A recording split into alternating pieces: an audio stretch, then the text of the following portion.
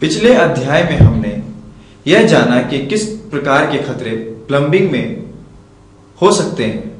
अध्याय 8 में हम खतरों का विश्लेषण के बारे में जानकारी हासिल करेंगे। खतरों का विश्लेषण। खतरे कई अलग प्रकार के हो सकते हैं जिससे हमें जान या माल का नुकसान हो सकता है। कहीं अगर हम ऊंचाई पे काम कर रहे हैं या कहीं हम किसी बिल्डिंग के नीचे काम कर रहे हैं तो हमें हेलमेट पहनना अनिवार्य होता है ताकि अगर ऊपर से कोई भी वस्तु आकर नीचे गिरती है तो हमारे सर जैसी नाजुक चीज को या नाजुक अंग को नुकसान नहीं पहुंचता। अगर हम किसी ड्रिल या किसी वेल्डिंग का काम कर रहे हैं तो हमें आंखों पर चश्मा पहनना बहुत अनिवार्य है ताकि कोई कण या चिंगारी हमारी आंख में ना चली जाए।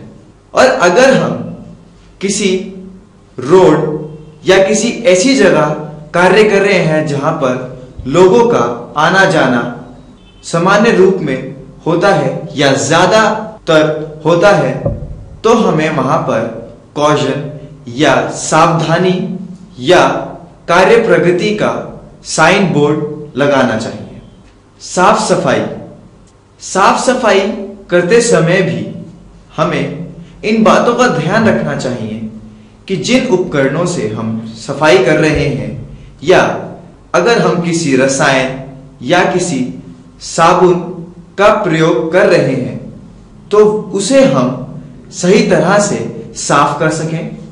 और अगर हम उसको साफ करने में किसी विद्युत यानी इलेक्ट्रिसिटी के उपकरण का प्रयोग करते हैं तो ध्यान में रहे कि वह पानी के संबंध में आकर करंट का कारण ना बन जाए। खुदाई।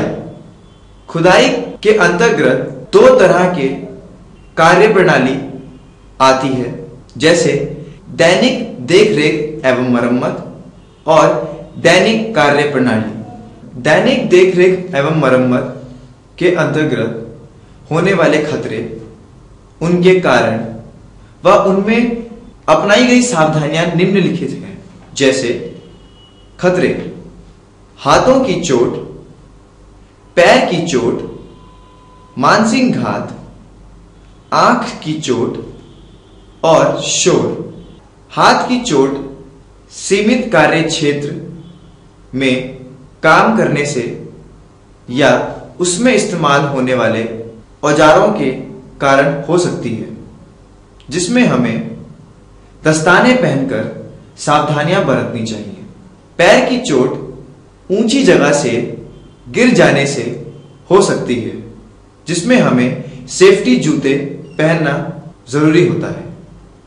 मानसिक घात घूमती वस्तु के इस्तेमाल को करने से हो सकती है जिसके लिए हमें सही कपड़ों का चयन करना जरूरी होता है। अर्थात लूज यानी खुले कपड़े ना पहने जिनसे कपड़ों का किसी भी चीज में अटकना, फंसना या गिरने का डर या खतरा हो सकता है।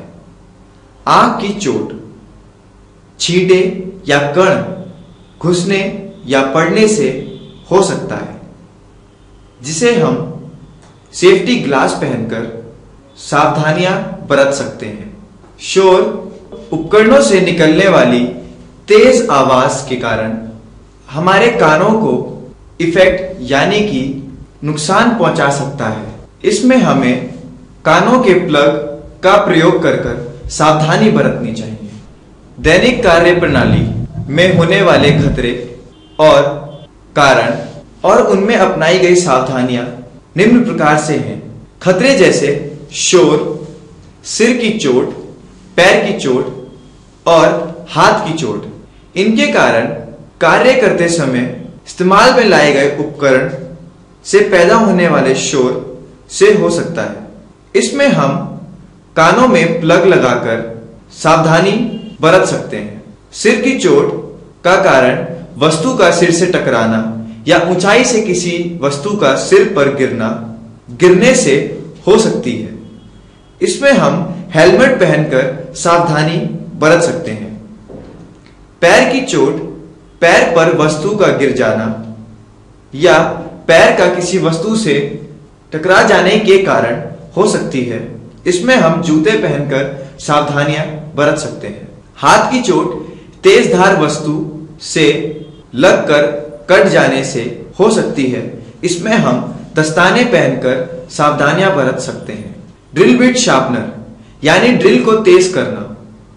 ड्रिल को छेद करने के लिए समय समय पर तेज करने वाली मशीन से उसकी धार को धारदार बनाया जाता है। सेफ्टी यानी सुरक्षा। सेफ्टी में या सेफ्टी को बरतने के लिए हमें निम्न प्रकार के उपकरणों का इस्तेमाल करना चाहिए, जैसे जूते, चश्मा, दस्ताने, ईयर प्लग और जैकेट, पाइप थ्रेडिंग व काटना। इसमें भी हमें निम्न या सामान्यता उपकरणों का इस्तेमाल करना चाहिए, जैसे जूते, चश्मा, दस्ताने, ईयर प्लग। विशेषकर अगर हम ऊंचाई पे काम कर रहे हो तो हमें बेल्ट का इस्तेमाल अवश्य करना चाहिए। पोर्टेबल आर्क वेल्डर या गैसोलीन पाउडर, यह सारे रासायनिक व केमिकल वाले पदार्थों को इस्तेमाल करना होता है, जिसमें प्लम्बर को निम्न उपकरणों का इस्तेमाल करना अनिवार्य होता है, जैसे जूते, चश्मे, दस्ताने, ईयर प्लग। विशेषकर ऐसा हेलमेट जिसमें श्वास लेना या हवा निकलने का साधन या जगह हो, ताकि वह सही से सांस ले सके और किसी भी तरह की चिंगारी या कोई भी कण उसकी आंख में जाकर नुकसान ना पहुंचा सके। और विशेषकर उस जैकेट का इस्तेमाल करना चाहिए जिसमें चमकीली पट्टी का भी प्रयोग हो, जो यह दर्शाती है कि कोई मजदूर या प्लम्बर कार्य कर रहा है या कार्य प्रगति में। सामान्यतः वॉल पर कार्य करते समय भी इन्हीं चीजों का प्रयोग करना चाहिए। अभी तक हमने खतरों के विश्लेषण के बारे में जानकारी हासिल करी कि वह कौन कौन से होते हैं और उनमें इस्तेमाल होने वाले कौन कौन से उपकरण हमें सावधानियों में बरतने चाहिए। अगले अध्याय में हम नलसाजी प्रणाली में सुरक्षा हेतु कर्मचारी एवं कंपनी की जिम्मेदारी, विभिन्न व्यक्तिगत सुरक्षा उपकरणों की जानकारी एवं प्रयोग के बारे में जानकारी हासिल करेंगे।